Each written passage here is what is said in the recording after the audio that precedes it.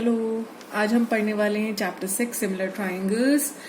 This is just an introductory video और इस video में हम will start by revising the congruent triangles that we have studied about in previous classes. Class 7th और 9th में हमने congruent triangles के बारे में पढ़ा था। हमें पता है congruent triangles are those triangles which is exactly the same, है ना। अब जब हम कॉन्ग्रुएंस की बात करते हैं तो कॉन्ग्रुएंस का मतलब होता है बिल्कुल एक जैसा, जैसे कि जुड़वा, है ना। अगर आप सपोज अपनी क्लास 10 की दो मैथ्स की बुक्स को कंपेयर करेंगे, they are exactly the same.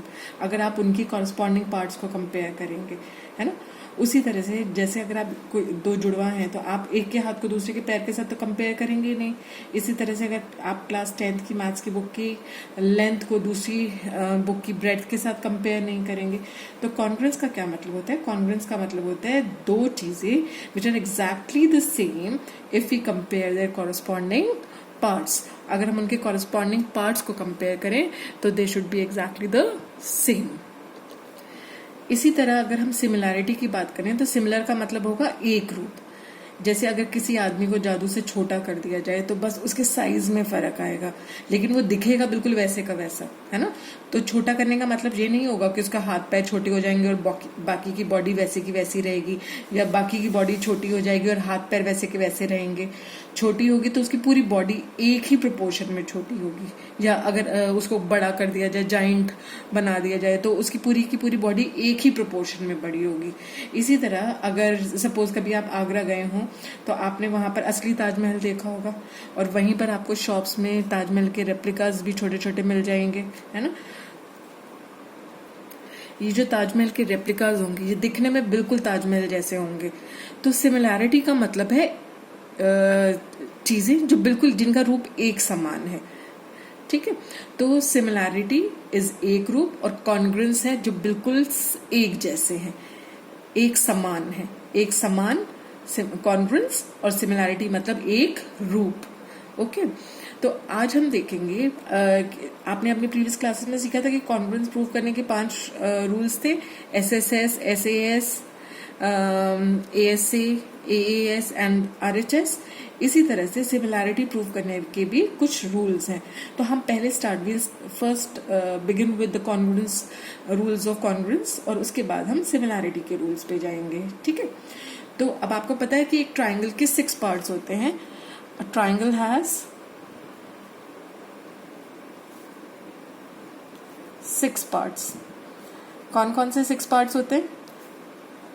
3 sides and 3 angles, ठीक है। अब कॉन्ग्रुएंट प्रूव करने के लिए the 5 rules that will be using will be, the first rule is the SSS rule. That means if we have two triangles ABC and DEF, and if suppose AB is equal to DE, BC is equal to EF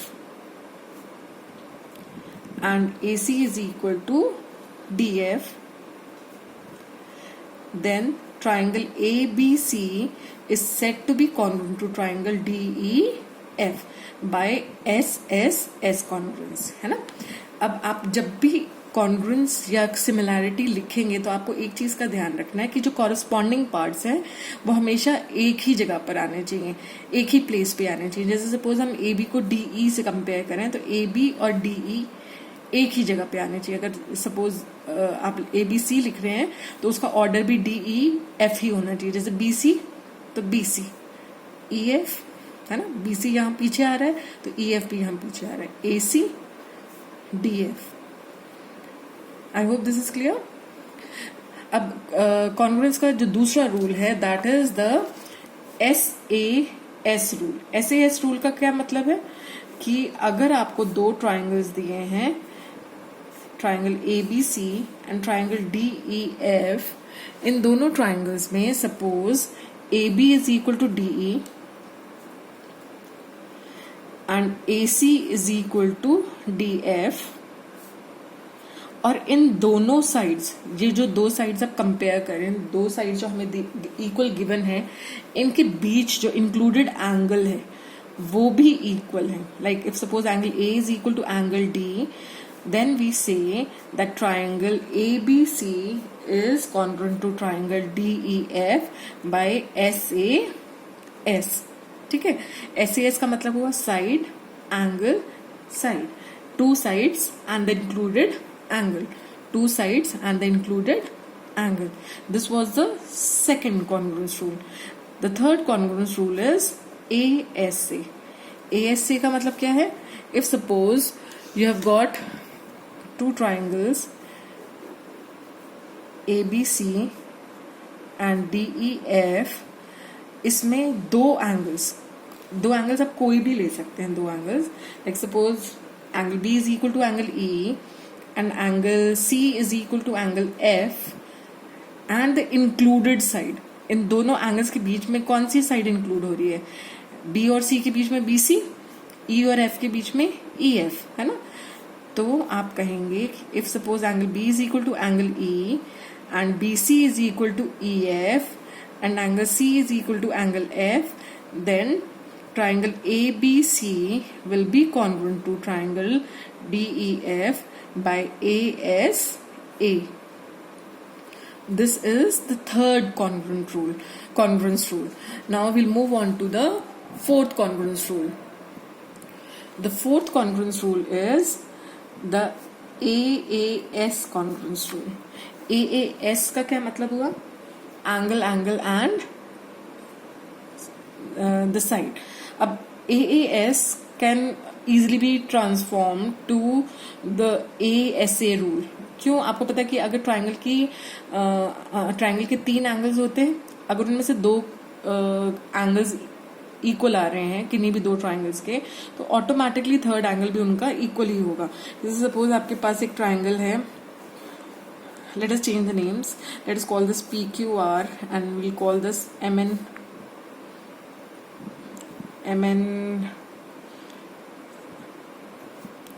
LMN. ठीक है.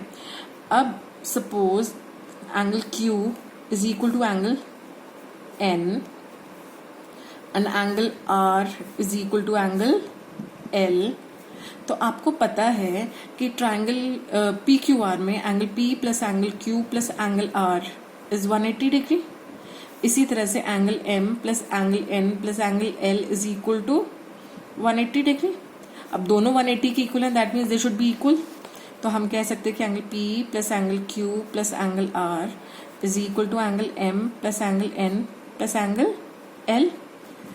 अब angle P क्योंकि angle Q angle N की equal है तो they'll get cancelled, angle R angle L की equal है तो दिल ऑल्सो गेट कैंसल्ड.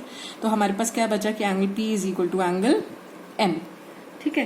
तो AAS रूल क्या कहता था कि if suppose you are given that two angles and a side, तो वो साइड कौन सी हो सकती है? PQ भी आप ले सकते हैं और PR भी ले सकते हैं, दो एंगल्स और उसके बाद वाली साइड. सपोज हम ले लेते हैं PQ, तो दो एंगल्स और एक साइड, दो एंगल्स और एक साइड. तो this can be easily transformed to, अब क्योंकि PM के इक्वल आ गया तो आप इसे ASA में भी कन्वर्ट कर सकते हैं, है ना. तो आपके पास आ गया angle P is equal to angle M, PQ is equal to MN, angle Q is equal to angle N. This implies that triangle PQR is congruent to triangle MNL by ASA. ठीक है, ये interchangeable थे. AAS can also be interchange to ASA. इसी तरह से जो आपका fifth congruence rule है that is the RHS. RHS का मतलब है R is the right angle, H is the hypotenuse and S is any of the two remaining sides. अब एक अगर राइट एंगल्ड ट्राइंगल अगर हम कंसिडर करें तो उसमें the side opposite the 90 degrees angle is called the hypotenuse. तो एक ही hypotenuse होगी किसी भी ट्राइंगल में.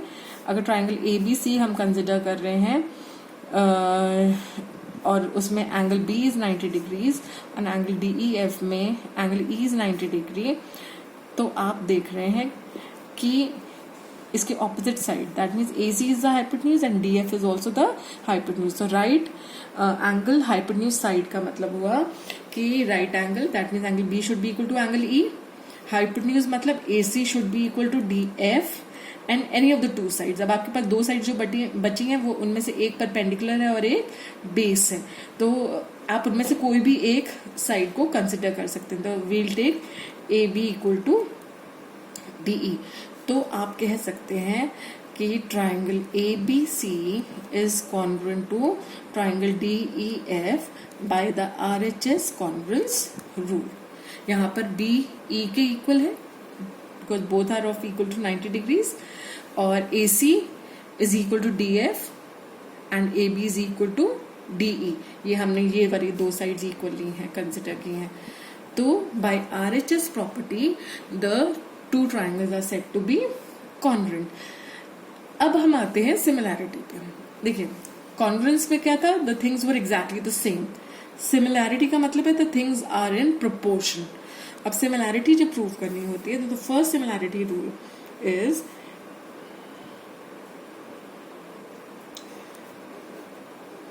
तो पहला जो सिमिलैरिटी का रूल है that is the SSS rule.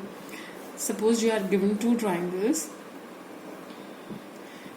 ABC and DEF, and if you say that the three sides are in proportion, that means the ratio of AB upon DE is the same as the ratio of BC upon EF, which is further same as AC upon DF, then these two triangles are said to be similar. This implies that triangle ABC is similar. This is the sign of similarity. इसको हम similar कहते हैं, triangle DEF। तो similarity और congruence में क्या फर्क हुआ, वहां पे साइड्स इक्वल थी। वहां आप लेते थे AB is equal to DE, BC is equal to EF, AC is equal to DF। यहाँ पर हम साइड्स का रेशियो ले रहे हैं। The ratio of the corresponding part should be the same, कि AB अपॉन DC का जो रेशियो आएगा, DE का जो रेशियो आएगा, वही रेशियो BC अपॉन EF का आना चाहिए और वही रेशियो AF अपॉन DF का आना चाहिए। अगर तीनों साइड्स का रेशियो, तीनों साइड्स के कॉरस्पॉन्डिंग रेशियो सेम आता है, then the triangles are said to be similar by the SSS rule. Next is the SAS rule. SAS rule का क्या मतलब है कि if suppose we are given two triangles, triangle ABC and triangle DEF, इन दोनों triangles में अगर दो साइड्स का रेशियो और उनके बीच का इंक्लूडेड एंगल इक्वल है, then the triangles are said to be similar. अब दो साइड्स का रेशियो मतलब suppose if you are given that AB upon DE, AB upon DE का जो रेशियो है वो AC अपॉन DF के रेशियो के बराबर है, और ये जो साइड्स आपने ली हैं AB और AC, इनके बीच का इंक्लूडेड एंगल कौन सा है, एंगल A, और इन दो साइड्स का included angle is angle D। तो suppose if you are given that AB upon DE is equal to AC upon DF and angle A is equal to angle D, then you can say that triangle ABC is similar to triangle DEF by SAS similarity.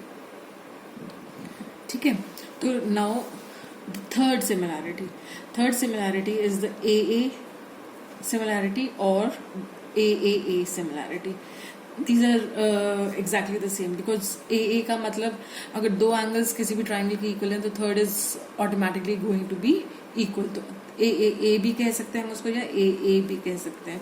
तो suppose we are given two triangles ABC and DEF, ठीक है। If suppose you are given that angle A is equal to angle D and angle B is equal to angle E, तो automatically angle C will be equal to angle F। वो हमने अभी पीछे देखा था कि ट्राइंगल के तीनों एंगल्स का सम 180 है, A plus B plus C is 180, similarly D plus E plus F is 180। तो on cancellation when we equate the two, angle A plus angle B plus angle C is equal to angle D plus angle E plus F, on cancellation we get that angle C is equal to angle F। तो अगर तीनों angles equal हैं तो even then the triangles are said to be similar. इसका एक example आप ले सकते हैं इक्विलेटरल ट्राइंगल्स जिनकी साइड्स डिफरेंट हैं।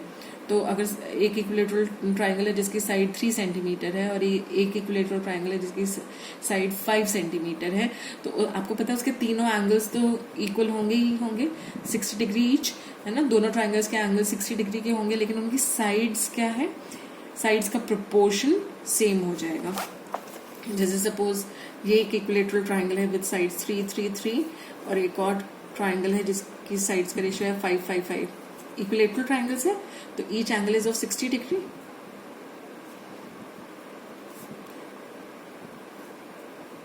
एंगल्स दोनों ट्राइंगल्स के सेम है, और अगर आप साइड्स का रेशियो भी देखेंगे तो दिस इज 3, अगर सपोज